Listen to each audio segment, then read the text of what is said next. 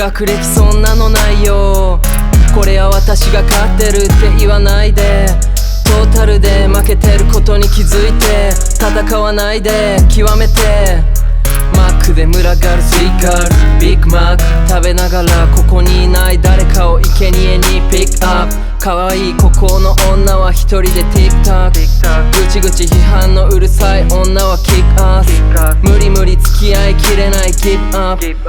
聞くだけ時間の無駄遣い。チクタクチクタクチクタクチクタク比べちゃうごめんなさい。比べちゃうごめんなさい。比べちゃうごめんなさい。比べちゃうごめんなさい。ブサイクより綺麗な子理想はあげまんのな横、ついつい比べちゃうごめんね。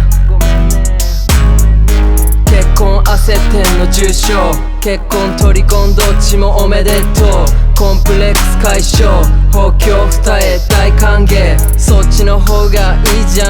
嫉妬と批判には赤サイレン。他人の不幸が大好物ミスブサイク。ブサイク同士くっちゃべってる。顎しか使えないって知ってる。近づかないでバリア張ってる。その場にいる自分にもウケる。比べないで比べないでよ。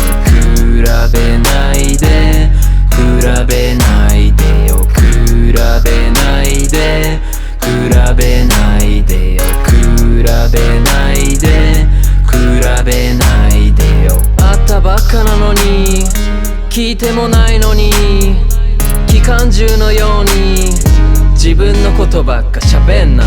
あなたはあなたとして輝いて、敵は外にいるんじゃなくて自分の中にあることに気づいて、批判はさせてあげといて自分がすることじゃないって知って、綺麗は内面からできる。卑屈な顔がにじみ出てる。